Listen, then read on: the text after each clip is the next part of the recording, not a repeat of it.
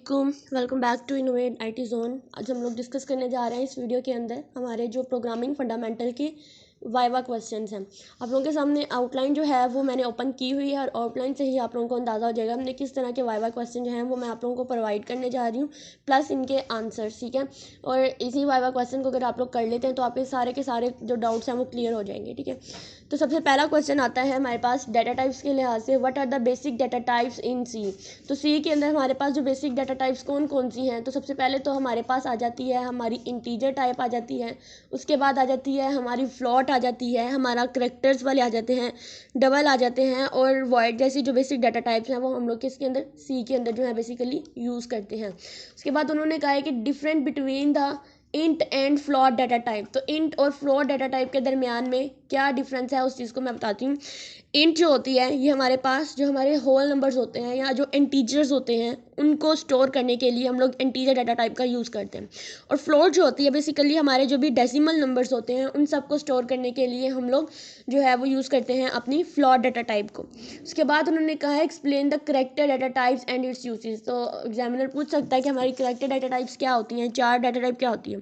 चार data type एक character को स्टोर करता है जिससे अल्फ़ाबेट्स, सिंबल्स या नंबर्स और स्ट्रिंग्स को रिप्रेजेंट करने के लिए हम लोग इसका यूज़ करते हैं। बस यही बताना है कि हमारे जितने भी करेक्टर्स होते हैं, हमारे कोई भी सिंबल्स होते हैं, उनको स्टोर करने के लिए हम लोग करेक्टर डाटा टाइप का यूज़ करते हैं।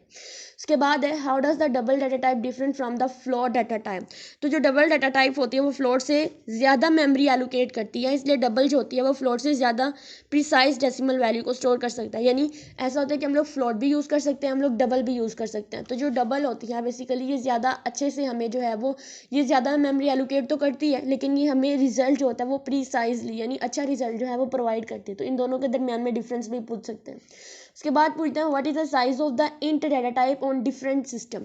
तो डिफरेंट सिस्टम पे हमारे इंट डाटा टाइप्स क्या होते हैं बेसिकली इनका साइज होता है वो हर सिस्टम में अलग अलग हो सकता है, लेकिन जनरली यानी जो आमतौर पर हमारे पास साइज होता है वो 2 बाइट्स या 4 बाइट्स ही होती है। इंटीजर जो है वो कितना साइज होता है, या 2 बाइट्स होता है या 4 बाइट्स होता है। फिर हमारे पास है discuss the void data type and its significance in function. यानी वॉइड डाटा टाइप क्या होती है और इसका फंक्शन के अंदर क्या इसकी अहमियत है। तो वॉइड डाटा टाइप फंक्शंस में रिटर्न टाइप के यानी रिटर्न टाइप के लिए यूज़ की जाती है। हमें कोई भी चीज़ रिटर्न करनी हो तो हम लोग वॉइड डाटा टाइप का यूज़ रिटर्न टाइप के लिए यूज़ करते हैं, लेकिन ये हमें कोई भी वैल्यू जो है वो एज इट इज़ रिटर्न नहीं कर रही होती। ठीक है, ये बेसिकली फंक्शन के अंदर इसका क्या सिग्निफिकेंट होता है कि फंक्शन की फ्लेक्सिबिलिटी को इंक्रीज़ करने के लिए हम लोग इसका यूज़ करते हैं। उसके बाद कहते हैं how are signed and unsigned data type different. Signed और अनसाइंड डाटा टाइप एक दूसरे से किस तरह से डिफरेंट है। साइंड डाटा टाइप जो है वो नेगेटिव और पॉजिटिव वैल्यूज दोनों को स्टोर कर सकते हैं, जबकि अनसाइंड जो होते हैं ये सिर्फ नॉन नेगेटिव यानी सिर्फ पॉजिटिव वैल्यू को स्टोर करने के लिए हम लोग अनसाइंड डाटा टाइप का यूज़ करते हैं, और अगर हमें पॉजिटिव और नेगेटिव दोनों स्टोर करने तो हम लोग साइंड का यूज़ करते हैं, और ये बेसिकली हमारी इंटीजर डाटा टाइप्स ही होती हैं। उसके बाद आ जाते हैं हमारे वेरिएबल्स और कॉन्स्टेंट। तो वेरिएबल्स के क्वेश्चन है हमारे पास डिफाइन वेरिएबल इन सी। अब ये सारे के सारे टॉपिक जो है वो आप लोग देख सकते हैं आप लोगों की आउटलाइन में से ही है। ठीक है, जैसे हमने यहाँ से स्टार्ट किया डाटा टाइप से, अब हम वेरिएबल्स एंड कांस्टेंट के बारे में डिस्कस करेंगे। वेरिएबल्स की बात करें तो हमारे पास पहला क्वेश्चन है define the variable in C and explain their importance.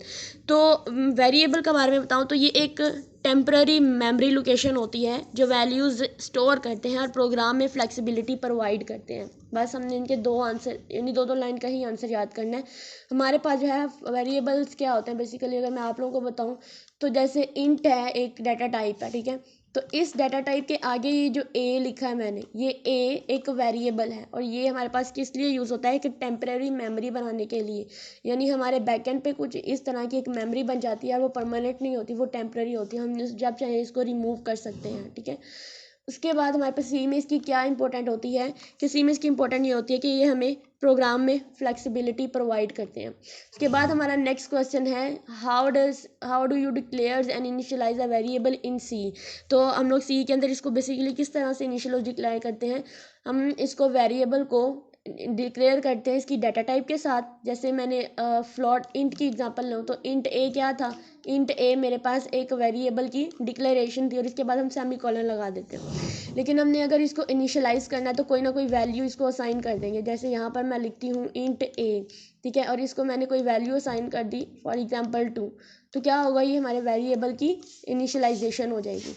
What are the constant in C, provide the example. C के अंदर कांस्टेंट क्या होते हैं, कांस्टेंट वैल्यू होती हैं जो प्रोग्राम में चेंज, कांस्टेंट ऐसी वैल्यू होती हैं जो हमारे प्रोग्राम में चेंज नहीं होती। वेरिएबल होता है जो चेंजेबल वैल्यू होती है, जो कांस्टेंट होता है जो चेंज नहीं हो सकती। जैसे हमारे पास हमारी पाई ले लें, पाई की एग्जांपल क्या होती है हमारे पास 3.14, तो ये जो 3.1 होना प्रोग्रामिंग के अंदर ये कांस्टेंट ही रहती है, ठीक है, ये वैल्यू कभी भी चेंज नहीं होगी, इसलिए हम कांस्टेंट वो कहते हैं जो चेंजेबल नहीं होती। और इसके अगर एग्जांपल पूछेंगे तो हम लोग पाई की एग्जांपल दे देंगे, ठीक है। उसके बाद है explain the difference between the global and local variable, यानी ग्लोबल वेरिएबल्स प्रोग्राम के जो जितने भी पार्ट्स होते हैं उनको एक्सेसिबल हम कर सकते हैं ग्लोबल वेरिएबल के थ्रू, ठीक है, जबकि लोकल वेरिएबल होते हैं सिर्फ उसी ब्लॉक में ही एक्सेस होते हैं जहाँ डिक्लेयर होते हैं। जैसे हमारे पास जो ग्लोबली होते हैं, यानी अगर ये मेरे पास अगर ग्लोबली हैं तो मैं इसको पूरे प्रोग्राम के अंदर यूज़ कर सकती हूँ। जबकि अगर मेरे पास कोई फंक्शन गिवन है और उस फंक्शन के अंदर जब तक मैं उसकी कॉलिंग नहीं कराऊंगी तो वो वाली चीज़ जो होती है वो सिर्फ उसी फंक्शन के अंदर ही हमारे पास जो है वो एक्सेसिबल होगी, जिसको हम कहते हैं लोकल वेरिएबल्स होते हैं। Discuss the significant of the constant keyword in C. अब ये जो कॉन्स्टेंट कीवर्ड होता है सी के अंदर, वेरिएबल के साथ मोस्टली हम लोग इसको यूज़ करते हैं। जैसे कॉन्स्टेंट इंट लिख देते हैं, अब इस इंट के साथ अगर मैं यहाँ पे कॉन्स्टेंट लिख दूंगी तो इसका मतलब क्या होगा कि ये वेरिएबल अब चेंजेबल नहीं है, ये कॉन्स्टेंट वैल्यू ही है या वेरिएबल नहीं है, ये एक कॉन्स्टेंट है, ठीक है। यानी ऐसी कॉन्स्टेंट का मतलब होता है ऐसी वैल्यू जो चेंजेबल नहीं हो सकती। उसके बाद हमारे पास नेक्स्ट चलते हैं ऑपरेटर्स एंड एक्सप्रेशंस की तरफ हम लोग अपने नेक्स्ट। तो यहाँ पर अगर मैं अपने एक्सप्रेशंस को ऑपरेटर्स एंड एक्सप्रेशन के देखें तो यहाँ पर लिखा हुआ है list and explain different types of operators in C. तो यहाँ पर अगर सी के अंदर ऑपरेटर की बात करें तो इसमें कौन कौन से ऑपरेटर आ सकते हैं, हमारे यूनरी ऑपरेटर्स आ सकते हैं, हमारे बाइनरी ऑपरेटर्स आ सकते हैं, हमारे टर्नरी ऑपरेटर्स होते हैं जो एक या दो ऑपरेंड्स का इस्तेमाल करते हैं, ठीक है। हमारे जितने भी अरिथमेटिक ऑपरेटर्स होते हैं, लॉजिकल ऑपरेटर्स होते हैं, ये सारे के सारे क्या हैं, ये सारे ऑपरेटर्स हैं और आप लोगों को इसके बारे में अच्छे से पता है। How does the size of operator work in C. अच्छा, हम लोग अरेज के अंदर मोस्टली साइज ऑफ ऑपरेटर भी यूज़ करते हैं सी के अंदर। तो साइज ऑफ ऑपरेटर से वेरिएबल्स या डाटा टाइप की साइज जो है वो बाइट्स में कैलकुलेट होती है, ठीक है, यानी इसको भी हम लोग मोस्टली बाइट्स में स्टोर करने के लिए यूज़ करते हैं। Explain the concept of the unary, binary and ternary operator. तो यूनरी ऑपरेटर एक ऑपरेंड को रिप्रेजेंट कर रहे होते हैं, ठीक है, जबकि बाइनरी ऑपरेटर दो ऑपरेटर्स के दरमियान और टर्नरी ऑपरेटर जो होते हैं ये तीन ऑपरेंड्स के दरमियान में। जैसे अगर इसकी एग्जांपल देखें हम लोग तो यहाँ पर ए प्लस प्लस की बात करें तो ये पोस्टफिक्स एंड प्रीफिक्स जो होते हैं ये हमारे यूनरी ऑपरेटर्स होते हैं जिनमें एक ऑपरेंड यूज़ हुआ है। अगर मैं ए प्लस बी करती हूँ तो ये मेरे कौन से हैं, ये मेरे बाइनरी ऑपरेटर्स हैं। और अगर मैं ए प्लस बी प्लस सी करती हूँ तो ये क्या है, ये मेरे टर्नरी ऑपरेटर है, क्योंकि इनमें कितने ऑपरेंड यूज़ हुए हैं, ये तीन ऑपरेंड यूज़ हुए हैं। अच्छा, ये प्लस प्लस सी ऑपरेटर्स हैं और ये जो ए बी और सी है ये क्या है, ये हमारे ऑपरेंड हैं। फिर है discuss the difference between the plus plus I and I plus plus increment operator. तो इसमें क्या होगा, बेसिकली ये जो प्लस प्लस आई है इसका मतलब क्या होता है, ये मेरे पास प्रीफिक्स हैं, ठीक है, प्री इंक्रीमेंट होंगे, यानी पहले एक का इंक्रीमेंट होगा। अगर इसको मैं बताएं तो हम कैसे लिखते हैं, 1 प्लस आई, ठीक है। इस चीज़ का मतलब होता है i is equal to 1 plus आई, और ये जो आई प्लस प्लस है इसका मतलब होता है i is equal to i plus 1, यानी पहले आई जो है वो प्रिंट होगा उसके बाद उसके अंदर इंक्रीमेंट होगा, जबकि प्रीफिक्स में होता है कि पहले इंक्रीमेंट होगा और उसके बाद मेरी आउटपुट जो है वो मुझे शो होगी। फिर नेक्स्ट कहते हैं explain the usages and precedence of the logical and or operator, ठीक है। लॉजिकल एंड और लॉजिकल और ऑपरेटर के दरमियान में डिफरेंस क्या होता है कि लॉजिकल एंड जो होता है दो कंडीशन अगर दोनों के दोनों ट्रू हैं तो ये रन होगा, ठीक है, अदरवाइज फॉल्स में चला जाएगा। और लॉजिकल और का मतलब होता है कि इन दोनों में से कोई एक भी ट्रू है तो भी मेरी आउटपुट जो है वो करेक्ट है, ठीक है। बेसिकली इन दोनों के दरमियान में यही डिफरेंस है और आप लोग इनको अच्छे से जानते हैं। उसके बाद हम लोग पढ़ेंगे इनपुट एंड आउटपुट यानी IO के बारे में। तो यहाँ पर बेसिकली सबसे पहले कहते हैं what functions are used for input and output in C. तो आप लोगों को पता है कि प्रिंटफ के लिए हम लोग जो है वो इनपुट का आउटपुट के लिए हम लोग प्रिंटफ का फंक्शन यूज़ करते हैं, और इनपुट के लिए हम लोग कौन सा फंक्शन यूज़ करते हैं, स्कैनफ का। Explain the printf function in C with example. तो प्रिंटफ फंक्शन जो होता है ये टेक्स्ट को फॉर्मेट करके स्क्रीन पर डिस्प्ले करने के लिए हम लोग, यानी आउटपुट शो कराने के लिए हम लोग प्रिंटफ का यूज़ करते हैं। और नीचे अगर लिखा है how is input take from the user in using scanf का यूज़ करते हो, बोले हम लोग इनपुट कैसे ले सकते हैं, तो आप लोग यहाँ पर उसका स्कैनफ का जो है वो हम लोग लिख सकते हैं अपना एक सिंटैक्स, देन आप लोगों का ये क्लियर हो जाएगा। ठीक है, नेक्स्ट है डिस्कस द रोल। नेक्स्ट हमारे पास क्वेश्चन है कि discuss the role of the get character and put character in C. तो जैसे हम लोग स्कैनफ और प्रिंटफ करते हैं, तो गेट करेक्टर जो होता है बेसिकली स्कैनफ के लिए यूज़ किया जाता है, यानी इनपुट करने के लिए करेक्टर को, और पुट करेक्टर जो होता है ये हमारे करेक्टर की आउटपुट के लिए, लेकिन मोस्टली हम लोग इसको यूज़ नहीं करते हैं। नेक्स्ट फॉर्मेटेड इनपुट आउटपुट में हमारे पास जो क्वेश्चन पूछे जा सकते हैं, how does formatted input output different from the normal input output in C. यानी हमारे पास जो फॉर्मेटेड इनपुट आउटपुट होते हैं वो नॉर्मल इनपुट आउटपुट यानी नॉर्मल स्कैनफ और प्रिंटफ से किस तरह से डिफरेंट हो सकते हैं। तो फॉर्मेट इनपुट आउटपुट में आउटपुट को स्पेसिफिक फॉर्मेट में डिस्प्ले किया जाता है, जबकि नॉर्मेट में ऐसा कोई स्पेसिफिक फॉर्मेट नहीं होता है। ठीक है, बस इनका यही डिफरेंट है। Explain the usages of the format specifier in formatted output. तो इसमें लिखने के लिए हम लोग फॉर्मेट स्पेसिफायर का यूज़ किस तरह से करते हैं, यानी फॉर्मेट आउटपुट हमारे पास वो होती है जिसमें हम लोग साथ में फॉर्मेट स्पेसिफायर का यूज़ भी करते हैं।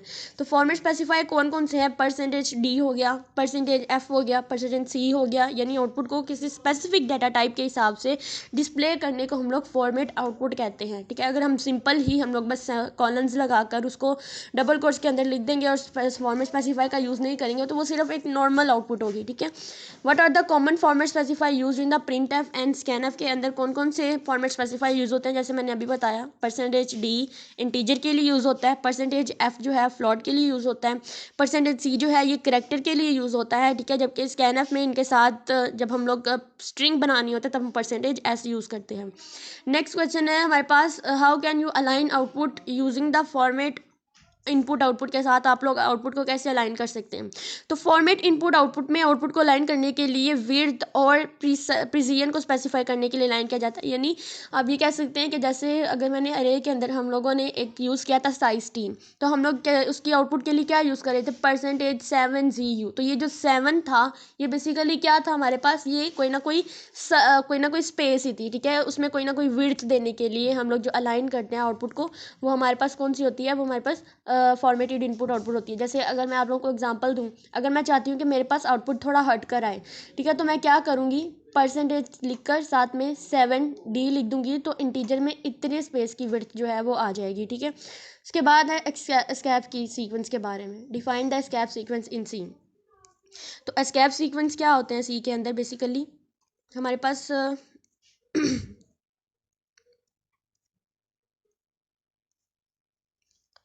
स्केप सीक्वेंस स्पेशल कैरेक्टर्स होते हैं जो कि बैकस्लैश के साथ इस्तेमाल होते हैं, और वो स्पेसिफिक एक्शंस परफॉर्म करते हैं जब हम उनको प्रिंट करते हैं। जैसे हमारे पास अगर बैकस्लैश एन है तो क्या करेगी, ये नेक्स्ट लाइन में मूव कर देगी। बैकस्लैश टी है तो क्या होगी, उतनी जो है वो हमारे पास विड्थ आ जाएगी, उतनी स्पेस आ जाएगी।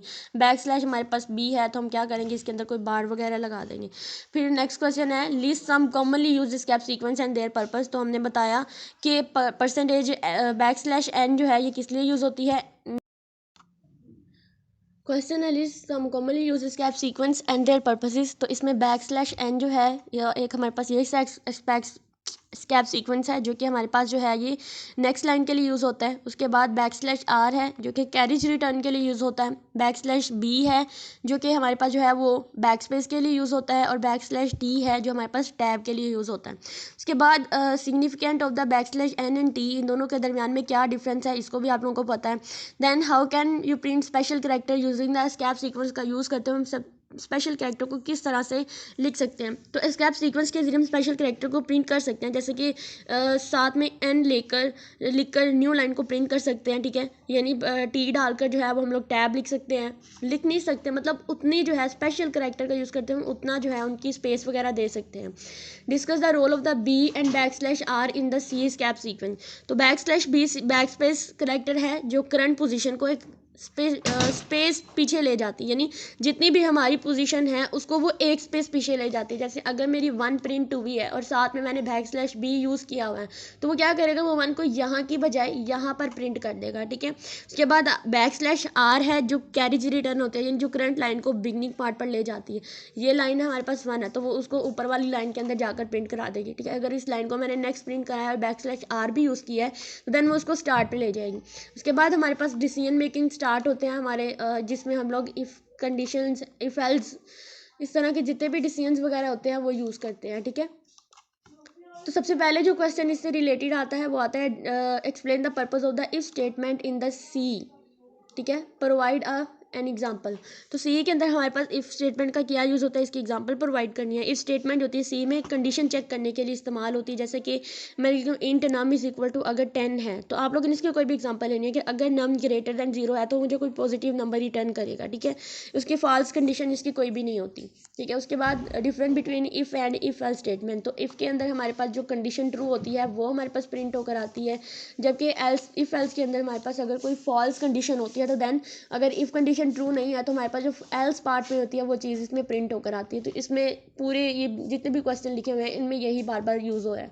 जैसे एल्स इफ का यूज़ कैसे कर सकते हैं हम लोग, फिर स्विच स्टेटमेंट क्या होती है, स्विच स्टेटमेंट जो होती हैं ये बेसिकली क्या करती है, ये हमारे पास होती हैं वे किसी कंडीशन को, मल्टीपल कंडीशन को चेक करने के लिए यूज़ करते हैं। जैसे हम लोग कोई कैलकुलेटर वगैरह बनाना हो तो हम लोग इसके लिए भी स्विच स्टेटमेंट का यूज़ कर सकते हैं। उसके बाद compare and contrast the if else and switch statement, तो दोनों की वर्किंग तो सेम होती है, जस्ट डिफरेंट इतना होता है कि इनका सिंटैक्स जो है वो चेंज होता है, ठीक है। इफ एल्स स्टेटमेंट जो होती है ये मल्टीपल कंडीशन के लिए फ्लेक्सिबल होती है, जबकि स्विच स्टेटमेंट जो होती है स्पेसिफिक वैल्यू के लिए ज़्यादा सूटेबल हो सकती है। Can you use a nested if statement with an other if statement, explain with an example. तो आप लोग को एग्जाम्पल दे सकते हो, ठीक है। आप लोगों को पता है नेस्टेड इफ किस तरह से हम यूज़ करते हैं। इफ नेस्टेड इफ का है, उन्होंने अभी नेस्टेड इफ एल्स नहीं कहा, तो जैसे ये मेरी इफ है, ठीक है, इसकी मैं बना देती हूँ बॉडी। अगर ये ट्रू होती है तो इसके अंदर वाली बॉडी जो है वो अलग से प्रिंट होकर मेरे पास आएगी, ठीक है। इसी तरह से हम नेस्टेड इफ का यूज़ करते हैं। Discuss the scenario where using a switch statement is preferable over the multiple if statement. तो उन्होंने कहा कोई ऐसा सिनेरियो दे जिसमें हम लोग जो होते हैं वो स्विच स्टेटमेंट को ज़्यादा प्रेफर दे सकते हैं अपने मल्टीपल। जब हम स्पेसिफिक वैल्यू या केसेस के लिए चेक करना चाहते हैं तब switch statement if else statement से ज़्यादा एफिशिएंट होती है, ठीक है। अब नेक्स्ट हम लोग क्वेश्चन, यानी इफ एल्स के बारे में तो आप लोगों को बहुत अच्छे से पता है, ठीक है, हम लोगों ने इसके प्रोग्राम भी किए हुए हैं। तो नेक्स्ट हम लोग जो है वो इसका मज़ीद रेपिटेशन, जिसमें लूप के बारे में आ जाता है कि फॉर लूप क्या होती है, वाइल लूप क्या होती है, इन दोनों के दरमियान में डिफरेंस क्या होता है, नेस्टेड फॉर लूप क्या होती है। देन हमारे पास आ जाता है कि हमारी ब्रेक स्टेटमेंट जो है हम उसको किस तरह से यूज़ करते हैं फॉर लूप का यूज़ करते हुए। कंटिन्यू स्टेटमेंट क्या होती है फॉर लूप के अंदर, और फॉर लूप ज़्यादा सूटेबल है या वाइल लूप जो है वो ज़्यादा सूटेबल है। तो इसके बारे में उसके बाद हमारे पास नेक्स्ट डू वाइल लूप आता है। तो डू वाइल लूप से ज़्यादा रिलेटेड कुछ पूछा नहीं जाता, बट इससे रिलेटेड क्वेश्चन जो है वो आप लोगों के सामने है, ठीक है। फॉर इन सब क्वेश्चन का मैं एक ही बार में आप लोगों को आंसर बता देती हूँ। फॉर लूप जो होता है सी में किसी टास्क को एक, आप कह सकते हैं एक स्पेसिफिक कंडीशन के ऊपर जो होता है वो रन करके दिखाता है, यानी एक आप कह सकते हैं कि एक उसके अंदर एक हमारे पास इनिशियल वैल्यू होती है और एक हमारे पास एंडिंग वैल्यू होती है, और बताती है यानी एक ही लाइन के अंदर जो हम लोग अपनी पूरी कंडीशन को और इनिशियलाइजेशन वैल्यू को, इंक्रीमेंट डिक्रीमेंट को लिखते हैं, हम लोग वो फॉर लूप का यूज़ करते हैं, ठीक है। उसके बाद फॉर लूप के कंपोनेंट्स क्या होते हैं, जैसे मैं आप लोगों को बता दूँ, इसके इनिशियलाइजेशन होती है, दूसरा कंडीशन होता है, इंक्रीमेंट और डिक्रीमेंट होता है। चाहे फॉर लूप हो, चाहे वाइल लूप हो, डू वाइल लूप हो, इनमें 3 कंपोनेंट जो होते हैं वो लाजमी होते हैं। एक होती है इनिशियलाइजेशन, एक होती है हमारे पास कंडीशन, और उसके बाद होती है इंक्रीमेंट और डिक्रीमेंट, ठीक है। तो फॉर लूप जो है वो वाइल लूप से कैसे डिफरेंट हो सकती है, तो फॉर लूप में इनिशियलाइजेशन, कंडीशन और इंक्रीमेंट जो होती है वो एक ही लाइन में होती है, जबकि वाइल लूप के अंदर जो है ये अलग अलग लाइन्स में होती हैं। पहले इनिशियलाइजेशन अलग से होती है, उसके बाद वाइल लूप की बॉडी बनाते हैं हम लोग उसके अंदर कंडीशन लगा के, और फिर उसके बाद हम लोग इसके अंदर इंक्रीमेंट और डिक्रीमेंट कर देते हैं, ठीक है। तो उसके बाद हमारे पास एक और क्वेश्चन है कि ब्रेक और कंटिन्यू। तो ब्रेक का मतलब ये होता है कि जब हमने, जैसे मेरे पास देखो एक एग्जांपल है 1 2 3 4 एंड 5, ठीक है, ये चीज़ें। अगर मैं कंडीशन लगाती हूँ फॉर लूप की कि 1 से लेके जो 5 तक है मुझे वो वैल्यू प्रिंट करा के दो, तो इसके पहली इनिशियलाइजेशन कंडीशन क्या होगी, 1 होगी, ठीक है, और एंडिंग कंडीशन क्या होगी, 5 होगी, और इंक्रीमेंट कितने का होगा, 1 1 का इंक्रीमेंट होगा। तो लेकिन अगर मैं अंदर ब्रेक लगा देती हूँ कंडीशन लगाकर, यानी इफ़ अगर मेरी जो आई है, ठीक है, ये सारी आई है ना, तो अगर आई जो है वो इक्वल आ जाता है मेरे इस 3 के, तो देन क्या करेगा, वो ब्रेक कर दे इस चीज़ को, ठीक है, वो इस चीज़ को ब्रेक कर दे, तो क्या होगा कि वो सिर्फ जो है वो इस 3 तक की वैल्यू को प्रिंट कराएगा और बाकी सारा ब्रेक हो जाएगा, यानी यहाँ पर ये 4 और 5 प्रिंट नहीं होगा। लेकिन अगर मैं इस ब्रेक की जगह पर कंटिन्यू लगा देती हूँ, देन क्या होगा मेरे पास कि सिर्फ ये 3 नहीं लिखा जाएगा, बाकी 1 2 4 और 5 जो है वो कंटिन्यू लिखे जाएंगे, ठीक है, 3 पे ब्रेक लग जाएगी, बाकी नेक्स्ट 4 और 5 जो है वो भी लिखे जाएंगे, जबकि ब्रेक में जहाँ ब्रेक लगती है उससे आगे वाले भी नहीं लिखे जाते, ठीक है। तो ये मेरे पास बेसिकली इनका यही, इसके अंदर यही रोल था, ठीक है। आगे डू वाइल लूप आ जाती है, तो उसमें भी आप लोगों ने यही कुछ बताना है और इससे रिलेटेड इतना ज़्यादा पूछा नहीं जाता है। नेक्स्ट हम लोग बात करेंगे अपने नेक्स्ट टॉपिक की तरफ।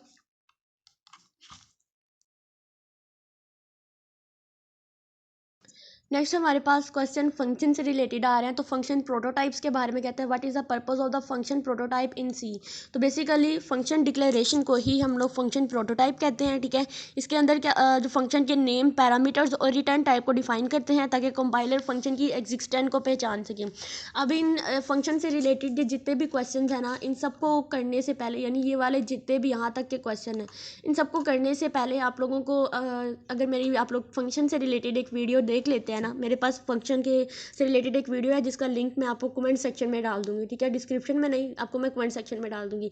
तो आप लोग क्या करेंगे कि वहाँ पर जाकर इस फंक्शन का लेक्चर लें, तो आप लोगों के ये सारे जो आप डाउट्स होंगे वो सारे क्लियर हो जाएंगे, क्योंकि मैंने बहुत ही सिंपल तरीके से बताया कि फंक्शन डिक्लेरेशन क्या होती है, फंक्शन को हम लोग किस तरह से उसकी डेफिनेशन करते हैं और किस तरह से हम उसको कॉल करते हैं। तो इन सारे क्वेश्चन के अंदर वो बेसिकली वही चीज़ें कहते हैं और आप लोगों से उन्हीं से ही रिलेटेड पूछा जाएगा, ठीक है। उसके बाद हमारे पास आते हैं next call by value and call by reference. तो इस चीज़ को हम लोग यहाँ पर करेंगे क्लियर, ठीक है। और ऊपर वाले क्वेश्चन के बारे में मैं फिर से कह रही हूँ, आप लोग उस वीडियो को देखेंगे तो आप लोग के जो कंसेप्ट है वो हो जाएंगे क्लियर। तो कॉल बाय वैल्यू और कॉल बाय रेफरेंस में सबसे पहला क्वेश्चन है, define the call by value and call by reference the contents on the function argument. तो कॉल बाय वैल्यू में क्या होता है कि फंक्शन को आर्गूमेंट की कॉपीज पास किए जाते हैं, जबकि कॉल बाय रेफरेंस में एड्रेसेस या पॉइंटर पास किए जाते हैं। तो जब हम लोगों ने पॉइंटर्स वाले क्वेश्चन किए थे, तो उसमें हमने देखा था कि जब हम लोग सिंपल कॉल बाय वैल्यू के थ्रू करते हैं तो उसमें हम किसी किस्म का कोई भी पॉइंटर यूज़ नहीं करते। तो पॉइंटर के बगैर जो हम लोगों ने सिंपल पैरामीटर्स दिए होते हैं, तो वो सारे क्या होते हैं, वो कॉल बाय वैल्यू के थ्रू होते हैं, यानी पैरामीटराइज जब हम लोग फंक्शन यूज़ करते हैं। तो कॉल बाय रेफरेंस में हम क्या करते हैं, इसमें हम लोग पॉइंटर्स का यूज़ करते हैं और इसके बारे में भी आप लोगों को अच्छे से पता है, क्योंकि इस पर भी मेरे डिटेल लेक्चर हैं, आप लोग वहाँ से जाकर देख सकते हैं। Explain how call by value work in C, provide an example. तो किस तरह से हमारा कॉल बाय वैल्यू जो है वो वर्क करता है। तो कॉल बाय वैल्यू में फंक्शन की वेरिएबल्स की कॉपीज जो होती हैं वो होती है जैसे हम लोग सिंपल तरीके से हम लोग करते हैं, ठीक है। देखो जैसे यहाँ पर मैं एग्जांपल से समझाती हूँ कि यहाँ पर मेरे पास एक फंक्शन है void, ठीक है, ये पैरामीटर है मेरे पास, ठीक है, void है, इसको मैं नाम दे देती हूँ फंक्शन का। इसके अंदर जो है वो मैंने एक वैल्यू रखी है int x। तो ये बेसिकली ये क्या होता है, ये मेरे पास होता है कॉल बाय वैल्यू के थ्रू, ठीक है। और इसके अंदर ही अगर मैंने, ये तो हम भी फंक्शन डिक्लेरेशन है। नेक्स्ट स्टेप होता है हमारा फंक्शन की डेफिनेशन बनाना। फंक्शन की डेफिनेशन के अंदर हम लोग सारी लॉजिक लगाते हैं और मेन फंक्शन में जाके कॉल करते हैं। तो जब इस तरह की फंक्शन की प्रोटोटाइपिंग करते हैं हम लोग, तो बेसिकली ये क्या होता है, ये फंक्शन हो जाता है हमारा कॉल बाय वैल्यू के थ्रू। कॉल बाय रेफरेंस की बात करूँ तो अगर इसके अंदर मैं कोई पॉइंटर बना देती हूँ, ठीक है, कोई पॉइंटर के थ्रू या कोई एड्रेस ऑपरेटर के थ्रू मैं रेफरेंस देती हूँ, तो देन वो मेरे पास क्या हो जाता है, वो मेरा call by value, call by reference हो जाता है। और इस पे जो डिटेल लेक्चर्स हैं वही आपको समझ आएंगे। यहाँ अगर मैं ऐसे ही वाइवा टाइप बताऊंगी तो आप लोगों को समझ नहीं आनी। आप लोग जाकर वो लेक्चर्स लें, आप लोगों के ज़्यादा क्लियर हो जाएंगे, ठीक है। तो इस पूरे के अंदर बेसिकली वो यही चीज़ें जो हैं उनको एक्सप्लेन कर रहा है। तो नेक्स्ट हमारे पास ये फंक्शन से रिलेटेड कुछ क्वेश्चन है कि मेन जो है वो फंक्शन के अंदर सी के अंदर क्या रोल होता है। तो मेन बेसिकली हमारे सी का सबसे इम्पोर्टेंट पार्ट होता है, क्योंकि यहीं से हमारे फंक्शन की जो मेन एग्जीक्यूशन होती है वो स्टार्ट होती है। तो सबसे पहले जो अच्छा हम लोग इसको चाहे बाद में लिखें, तो लेकिन जो एग्जीक्यूशन होती है वो स्टार्ट भी मेन फंक्शन से ही होती है। क्वेश्चन आ सकता है कि हमारे प्रोग्राम की एग्जीक्यूशन कहाँ से स्टार्ट होती है, तो हम कहेंगे मेन फंक्शन से। या पूछ सकते हैं कि मेन फंक्शन का क्या रोल होता है, हम कहेंगे हमारे प्रोग्राम की जो एक्चुअल एग्जीक्यूशन होती है वो हमारी मेन फंक्शन से ही स्टार्ट होती है। जो मेन फंक्शन के अंदर हम लोगों ने लिखा था वही हमें आउटपुट में मिलना होता है। Explain the concept of the recursive function. तो रिकर्सिव फंक्शन खुद को ही कॉल करने वाले जो फंक्शंस होते हैं वो हमारे पास रिकर्सिव फंक्शन होते हैं। जैसे अगर मैं फैक्टोरियल की एग्जांपल लेती हूँ तो फैक्टोरियल जो है वो एक मेरे पास रिकर्सिव फंक्शन है, ठीक है। तो जैसे मैं कह सकती हूँ यहाँ पर कि एक फंक्शन में देखो यहाँ पर एक आप लोगों की एग्जांपल कैसे समझ आ रही, यहाँ पर मैं एक फंक्शन बनाती हूँ वर्ड फैक्टोरियल, ठीक है। ये मेरे पास एक फैक्टोरियल है और इसके अंदर मैं पैरामीटर दे देती हूँ इंट n, ठीक है। यानी ये मैंने एक आप लोगों को एक बना दी। मैं आपको सम फंक्शन की डेफिनेशन बताती हूँ, बाकी कॉलिंग वगैरह आप खुद करके आप लोग इसको कर सकते हैं। तो इसमें क्या होगा, मैं कहती हूँ कि अगर ये जो n है, ठीक है, ये वाली जो n की वैल्यू है, अगर ये लेस देन या इक्वल है 1 के, तो ये मुझे ट्रू वैल्यू रिटर्न करेगा, यानी ये मुझे रिटर्न क्या करेगा 1 पर। और अब मैं इसका रिकर्सिव फंक्शन किस तरह से बनाऊंगी, इस लाइन के बाद जो है रिकर्सिव फंक्शन होगा एल्स पार्ट, यानी ये इफ पार्ट तो हो गया कि मुझे ये 1 रिटर्न करेगा। नेक्स्ट आ जाता है इसके एल्स पार्ट पे, तो वो मैं आप लोगों को यहाँ पे करके दिखाती हूँ। ये आप लोगों ने इफ पार्ट भी लाजमी लिखना है और एल्स पार्ट पे हम जाएंगे और यहाँ पे मैं रिकर्सिव फंक्शन को कॉल कराऊंगी, किस तरह से रिटर्न करूँगी, या आप प्रिंट एफ भी कर सकते हैं। तो मैं यहाँ पे लिखूँगी रिटर्न, बेसिकली फंक्शन में रिटर्न ज़्यादा यूज़ होता है, एन स्टैरिक। तो यहाँ पे जब मैं इस फंक्शन को यानी फंक्शन के नेम को फैक्टोरियल को फिर मैं यहाँ पे लिख दूँगी n-1। तो देखो मैंने रिकर्सिव फंक्शन के बारे में कहा कि ये वो होते हैं जो खुद को कॉल करा रहे होते हैं, यानी खुद को ही कॉल करा रहे होते हैं। तो देखो ये फंक्शन के अंदर ही जो उसकी बॉडी थी उसकी लॉजिक के अंदर ही ये फैक्टोरियल वाला दोबारा यूज़ हुआ है, मतलब उसने अपने आप को कॉल कराया है। देन क्या होगा कि ये मेरे पास होगा मेरे फंक्शन की रिकर्सिवनेस, ठीक है, फंक्शन को बार बार उसने खुद ही कॉल करा लिया है। उसके बाद एडवांटेजेस एंड डिसएडवांटेजेस क्या होते हैं इसके, तो ये भी पूछा जा सकता है। रिकर्सिव फंक्शन कम्प्लेक्स प्रॉब्लम को सॉल्व करने में हेल्प करता है, लेकिन लार्ज डाटा सेट के लिए मेमोरी स्पेस और एग्जीक्यूशन टाइम ज़्यादा हो सकता है, तो ये इसका क्या होता है, ये इसका एडवांटेजेस हो सकता है। सी में हम लोग मल्टीपल वैल्यू फंक्शन जो होते हैं वो कैसे हम लोग रिटर्न कर सकते हैं। तो फंक्शन जो होता है ये मल्टीपल वैल्यू रिटर्न करने के लिए पॉइंटर या स्ट्रक का इस्तेमाल कर सकता है। तो हमने पॉइंटर पढ़ा है तो हम इसमें ये बताएंगे पॉइंटर का यूज़ करता है। सी में फंक्शन पॉइंटर रिटर्न करने का कॉन्सेप्ट क्या होता है, ठीक है। तो सी फंक्शन पॉइंटर के जरिए एक फंक्शन से दूसरे फंक्शन को रिटर्न किया जा सकता है, ठीक है। जब एक फंक्शन पॉइंटर बनाते हैं तो इससे हम दूसरा फंक्शन भी रिटर्न कर सकते हैं, जैसे डायनामिक बिहेवियर जो है वो हमारा अचीव हो सकता है। उसके बाद ये कुछ एप्लीकेशन बेस्ड क्वेश्चन है, ये ज़्यादा इंपॉर्टेंट नहीं है, ठीक है। उसके बाद इसमें ये पूछा हुआ है कि हमारे पास आर्गूमेंट क्या होता है, पैरामीटर क्या होता है। तो आपको पता है कि जो हम लोग पैरामीटर देते हैं फंक्शन के अंदर वही इसके आर्गूमेंट्स होते हैं। उसके बाद है लाइब्रेरी एंड हेडर फाइल, तो ये हमारे पास थोड़े पूछे जा सकते हैं। तो हम लोग करते हैं इसको लाइब्रेरी एंड हेडर फाइल के बारे में कि सी में हेडर फाइल्स का जो पर्पस है वो क्या होता है। तो header file functions data types या जो भी मैक्रोज होते हैं उनको डिफाइन करते हैं जो हमारे प्रोग्राम में इस्तेमाल होने वाले होते हैं। इनको इंक्लूड करने से हम उनकी डेफिनेशन को यूज़ कर सकते हैं, यानी हम लोग अलग अलग से एक हेडर फाइल्स बना सकते हैं, फिर उनको कंबाइन करके हम लोग जो होते हैं वो क्या करते हैं उनकी आउटपुट दे सकते हैं। लाइब्रेरी और हेडर फाइल्स में क्या डिफरेंस होता है, तो हेडर फाइल में फंक्शन की डिक्लेरेशन होती है, जबकि लाइब्रेरी फाइल में कंपाइल्ड कोड होता है, ठीक है। जब हम कोड को कंपाइल करते हैं तो उसकी जो फाइल बनती है वो लाइब्रेरी फाइल होती है, जबकि जो हम हेडर फाइल वो होती है जिसके अंदर हमने कोड लिखा होता है। Why's it essential to include the appropriate header files in C program, तो सही हेडर फाइल इंक्लूड करना जो होता है वो इंपॉर्टेंट होता है ताकि कंपाइलर को पता चले कि प्रोग्राम में इस्तेमाल होने वाले फंक्शन और डेफिनेशन जो है वो कहाँ से मिलेंगी, ठीक है। यानी फिर इसके लिए हम लोग कौन सा फंक्शन यूज़ करते हैं, हम लोग हेडर डॉट एच की एक्सटेंशन जो होते हैं वो यूज़ करते हैं। तो इसके अंदर बेसिकली हम लोगों ने यही चीज़ जो है वो एक्सप्लेन करनी। नेक्स्ट आती है हमारी एरेज, तो explain how to pass an array to function in C. तो इसके लिए भी जो डिटेल वीडियो है वो आप लोग देखेंगे, आप लोगों के कॉन्सेप्ट जो है वो ज़्यादा क्लियर हो जाएंगे। पॉइंटर्स पे भी जो वीडियो बनी है उसके अंदर सारा कुछ जो है वो यही चीज़ एक्सप्लेन हो रही है, ठीक है। Define a pointer in C, define a pointer in C and explain its significant. तो पॉइंटर्स क्या होते हैं सी के अंदर, एरेज क्या होती हैं, आप लोगों को यहाँ पर ऐसे समझ नहीं आएगी जब तक एग्जांपल सामने नहीं होती। तो देन आप लोग वही डिटेल लेक्चर देखोगे तो आप लोगों को ये जो है वो क्लियर हो जाएंगी, ठीक है। ये सारा कुछ वही है जो हमने उसके अंदर पढ़ा हुआ है। अब एक क्वेश्चन है, डिस्कस द पोटेंशियल पिटफॉल्स और common mistake while working with pointers in C. तो यहाँ पर वो कह रहे हैं कि आप लोगों को ये कौन कौन से क्वेश्चन यानी कौन कौन से आपको डिफ़िकल्टीज आ सकती हैं, कौन कौन सी कॉमन मिस्टेक्स हैं जब आप लोग पॉइंटर्स में लिखते हैं, ठीक है, कौन कौन सी कॉमन मिस्टेक्स हैं। तो जैसे कि नल पॉइंटर का इस्तेमाल ना करना, समटाइम्स ऐसा होता है हम पॉइंटर को जब इनिशियल करते हैं तो हम उसमें नल पॉइंटर का यूज़ नहीं करते, तो इसलिए पॉइंटर से या उसकी जो डैंगलिंग होती है उससे बचा जा सकता है। जो अनडिफाइंड बिहेवियर होते हैं उसकी वजह बन सकते हैं ये, ठीक है, तो इसका यही यूज़ होता है, ठीक है। ये ज़्यादा क्वेश्चन पूछे नहीं जाएंगे, लेकिन ये जो क्वेश्चन आपके सामने गिवन है मैं आप लोगों को बता दूं कि इस पर डिटेल लेक्चर्स हैं, वो आप लोग दोबारा से देखोगे तब आप लोगों के कॉन्सेप्ट क्लियर होंगे, अदरवाइज़ नहीं होंगे। यहाँ पर तो मैं आपको एग्जांपल से नहीं समझा सकती क्योंकि यहाँ पर मेरे पास सिर्फ ये वर्ड फाइल ही अभी ओपन है, ठीक है। तो मेमोरी एलोकेशन के बारे में बताएं तो डायनामिक मेमोरी एलोकेशन क्या होती है, what are the fundamental use of dynamic memory allocation, calloc and realloc, malloc, ये सारी चीज़ें क्या होती हैं, ये सारी सी के अंदर है, ठीक है। तो इनका बेसिकली यूज़ क्या होता है वो मैं आप लोगों को एक ही बार में समझा देती हूँ डायनामिक मेमोरी एलोकेशन के बारे में। तो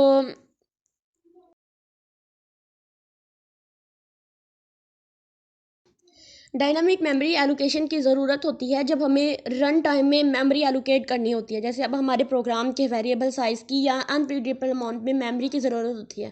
तो मेमोरी को किस तरह से हम लोग एलोकेट करते हैं, इसके लिए हमें यहाँ पर जो ये मेलिक, ये कोलैक और ये जो रियलक फंक्शंस हैं इनका यूज़ करना पड़ता है। लेकिन अभी चूँकि हम लोग बिगनर्स हैं तो यहाँ पर इनके बारे में बस इतना याद रखना है कि हम जब न्यू मेमोरी बनाते हैं तो हमें मेमोरी एलोकेशन तब उसको मेमोरी एलोकेशन कहते हैं।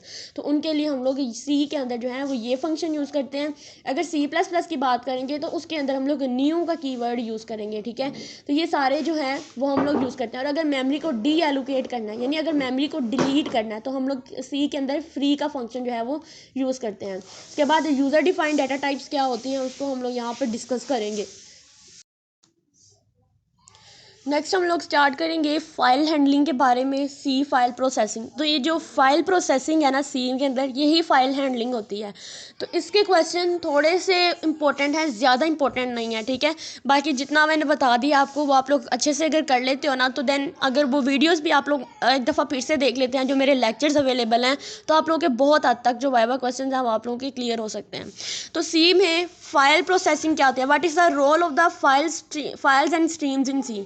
तो फाइल्स और स्ट्रीम सी प्रोग्रामिंग में डाटा को रीड और राइट करने के लिए इस्तेमाल होते हैं। फाइल जो होते हैं ये एक्चुअल डाटा को स्टोर करते हैं, जबकि स्ट्रीम जो होते हैं डाटा को इनपुट और आउटपुट डिवाइस के साथ कनेक्ट करते हैं। तो मैं आपको बता दूं कि फाइल हैंडलिंग में जैसे हमारा ये जो stdio.h है ये बेसिकली क्या करते हैं, हमारे इनपुट और आउटपुट यानी स्कैनफ और प्रिंटफ के साथ रिलेट करते हैं और इसी से हमारी जो होती है फाइल हैंडलिंग और ये स्ट्रीम वगैरह जो होते हैं ये बनती हैं, ठीक है। नेक्स्ट आ जाता है difference between the text file and binary file in C. तो सी के अंदर जो हमारी टेक्स्ट फाइल और बाइनरी फाइल है उसका क्या रोल है उसको उन्होंने कहा है कि आप एक्सप्लेन करें। तो टेक्स्ट फाइल में डाटा ह्यूमन रीडेबल फॉर्म में स्टोर होता है, जबकि बाइनरी फॉर्म में डाटा जीरोज़ और वन की फॉर्म है, यानी जो हम लोग लिख रहे होते हैं टेक्स्ट को, जो हम लोग कोड कर रहे होते हैं वो हमें समझ आ रहा होता है कि हमने कैसे करना है कैसे नहीं, ठीक है। लेकिन जो पीछे बैक एंड पे काम हो रहा होता है उसमें क्या होता है कि हम लोगों ने ये बताना होता है कि हमारे जो कंप्यूटर होता है उसको बाइनरी फॉर्म में यानी जीरोज़ और वन की फॉर्म में उसको समझ रहा होता है। नेक्स्ट है sequential access file handling. Next हम लोगों ने बताना है सिक्वेंशियल एक्सेस फाइल हैंडलिंग का सी में क्या मतलब क्या होती है फाइल हैंडलिंग सिक्वेंशियल एक्सेस में। तो आप लोगों को इसके नाम से ही पता चल रहा है कि कोई ना कोई सीक्वेंस होता है। तो सिक्वेंशियल एक्सेस फाइल हैंडलिंग में डाटा को एक सीक्वेंस में एक्सेस किया जाता है, जैसे कि लाइन बाय लाइन रीड और राइट किया जाता है। फाइल को स्टार्ट से एंड तक सिक्वेंशियली एक्सेस किया जाता है, यानी जब आप लोग इनपुट और आउटपुट को बहुत ही सीक्वेंस के साथ लिखते हैं, तरतीब से लिखते हैं, तो हमारी आउटपुट भी उसी लिहाज से एक सीक्वेंस के साथ ही आती है। तो इसको हम क्या बोलते हैं, ये सिक्वेंशियल एक्सेस फाइल होती हैं। फिर आता है नेक्स्ट सी में रैंडम एक्सेस फाइल क्या होती है कि जब हम लोग रैंडमली यानी इधर उधर करके लिख देते हैं तो देन हमें कोई आउटपुट जो होती है वो रैंडमली ही मिलती है। रैंडम एक्सेस फाइल हैंडलिंग में फाइल के डाटा को किसी भी ऑर्डर में एक्सेस किया जा सकता है, यानी आप सीधे फाइल में भी किसी भी लोकेशन पे डाटा को रीड या राइट कर सकते हैं, इसमें कोई भी स्पेसिफिक लोकेशन जो होती है वो नहीं होती। सिक्वेंशियल फाइल हैंडलिंग और जो हमारी रैंडम एक्सेस फाइल हैंडलिंग है इनमें क्या डिफरेंस होता है, ठीक है। तो इसमें ये होता है कि सिक्वेंशियल में हम लोग क्या करते हैं लाइन बाय लाइन रीड और राइट करना होता है, जबकि रैंडम में क्या होता है कि हम लोग जिस मर्जी ऑर्डर में जो है वो डाटा को ले सकते हैं लिख सकते हैं। सी में सेकेंडरी स्टोरेज कैसे परफॉर्म करते हैं, ठीक है। यहाँ पर एक क्वेश्चन है सेकेंडरी स्टोरेज IO इन सी। तो इनपुट आउटपुट्स जो होती हैं सेकेंडरी स्टोरेज में किस तरह से होती हैं, यानी बैकएंड पे किस तरह से होती हैं। तो इसमें हम लोग एक यूज़ करते हैं एफ ओपन फंक्शन का, ठीक है, यानी इसमें हम लोग क्या करते हैं, इसको ओपन करने के लिए, फाइल लिखी है उसको ओपन करने के लिए हम लोग एफ ओपन का फंक्शन यूज़ करते हैं। फिर हम लोग यूज़ करते हैं एफ क्लोज का फंक्शन, अपनी फाइल को हमने अगर रीड कर लिया तो देन उसको क्लोज करने के लिए। एफ रीड का फंक्शन रीड करने के लिए। एफ राइट का फंक्शन उस फाइल में कोई ना कोई चेंजिंग करने के लिए, कुछ ना कुछ लिखने के लिए हम लोग इसका यूज़ करते हैं। तो चूँकि हम लोगों ने इसको सिर्फ इतना ही याद रखना है आप लोगों ने कि सेकेंडरी स्टोरेज पर हम लोग एफ साथ जो है वो लिख देते हैं। उसके बाद आता है कमांड लाइन आर्गूमेंट क्या होते हैं। तो कमांड लाइन आर्गूमेंट वो पैरामीटर्स होते हैं जो आपने अपने प्रोग्राम को रन करते हैं वो कमांड लाइन में पास किए होते हैं। तो कमांड लाइन इंटरफेस का तो आप लोगों ने पढ़ना ही नहीं है। तो जब आप लोगों को ये पढ़ना ही नहीं तो हमारी आउटलाइन में गिवन है, लेकिन आपको जस्ट सिर्फ इसकी नाउ हाउ होनी चाहिए कि क्या होते हैं कमांड लाइन। आप लोगों को पता है कमांड लाइन क्या होती है, ठीक है। अगर मैं अपने यहाँ टेक्स्ट बार पे जाकर यहाँ पर मैं अगर CMD, ठीक है, आप लोग सिंपल यही समझ ले कि हमारा जो CMD होता है वही कमांड लाइन होता है। जब CMD के होता है ऊपर हम लोग CMD के थ्रू हम लोग अपने प्रोग्राम को एक्सेस करने की कोशिश करते हैं तो उसको हम कमांड लाइन आर्गूमेंट कहते हैं। तो सिर्फ आप लोगों ने इसके अंदर यही चीज़ें याद रखनी है, ठीक है, तो आप लोगों का ये क्लियर हो जाएगा, ठीक है। और मैं एक दफ़ा फिर से इस पूरी फाइल को जो है वो एक दफ़ा रन करके देख देती हूँ ताकि आप लोग जो है वो क्वेश्चन को एक दफ़ा इजीली देख सकें, ठीक है। अभी जितना भी मैंने आप लोगों को बताया है आप लोगों के लिए इनफ होगा कि आप लोग जो है वो अपनी वाइवा के लिए आप लोग प्रिपरेशन हो सकें। और मेरी प्रीवियस लेक्चर जो है वो आप लोग लाजमी लें ताकि आप लोगों के ये मज़ीद कॉन्सेप्ट जो है अगर क्लियर हैं तो ठीक है, अगर नहीं है तो आप लोग लाजमी देखें, ठीक है। तो मैं इस पूरी फाइल को एक दफ़ा फिर से रन कर देती हूँ ताकि आप लोगों के सामने ये सारे क्वेश्चन जो है आपकी आंखों के सामने से पास आउट हो जाए और आपको पता चले कि किस तरह के क्वेश्चन आते हैं।